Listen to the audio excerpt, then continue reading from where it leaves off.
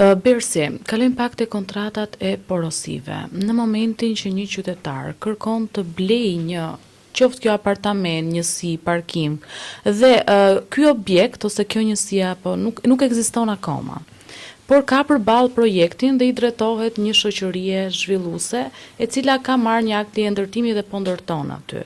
Çfarë duhet ketë parasysh ky blerës që do të nënshkruajë një kontratë porosie në këto raste?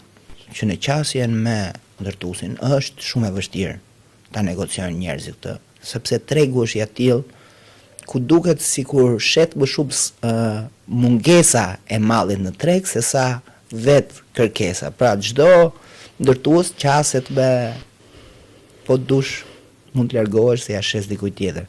Po thelbi do ishte që njerëzit në qoftë se ka mundësi të kërkohet vendosja një afati për dorëzimin e objektit, të kërkojnë këtë, me do e mos. Sepse shumë shpesh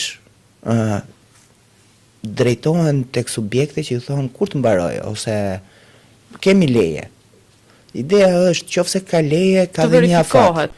Me të përcaktuar afatin të tentojnë të imponojnë vendosjen e një kamat vonese ose penaliteti që minimalisht reflekton qiran e këtij objekti ditën e nesërme në treg.